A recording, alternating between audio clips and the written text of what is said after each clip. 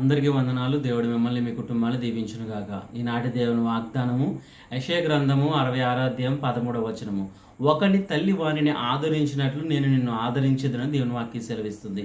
మనం ఆలోచన చేస్తే మరి తల్లి తన బిడ్డలకు ఎలా అయితే ఆదరణగా ఉంటుందో, అదే రీతిగా ఒక కోడిని చూసుకుంటే తన పిల్లలు మరి బయటికి వెళ్ళినప్పుడు వాటి పైన శత్రువు అటాక్ చేసినప్పుడు అవి భయంతో మరి కంగారుతో తల్లి దగ్గరికి వచ్చినప్పుడు తల్లి వాటిని ఎలాగైతే కప్పి, తల్లి ఎలా అయితే వాటికి ధైర్యాన్ని ఇచ్చి వాటికి ఎలాగైతే కాపుదల ఇస్తుందో, అలాగే నేను కూడా నీకు ధైర్యాన్ని ఇస్తాను, కాపుదల ఇస్తాను అనగా నేను నిన్ను ఆదరిస్తాను అని దేవుడి వాక్యం సెలవిస్తుంది. ఈరోజు నువ్వు భయపడే పరిస్థితిలో ఉన్నావేమో, లేదంటే బాధపడే స్థితిలో ఉన్నావేమో, శత్రువు నీ పైన అటాక్ చేసే స్థితిలో ఉన్నావేమో, శత్రువు నా పైన అటాక్ చేస్తున్నాడు, నా జీవితము ఎటు వెళ్తుందో అర్థం కావట్లేదు అని నువ్వు భయపడే అటువంటి పరిస్థితిలో ఉంటే కనుక దేవుని వాక్యం నీతో సెలవిస్తుంది.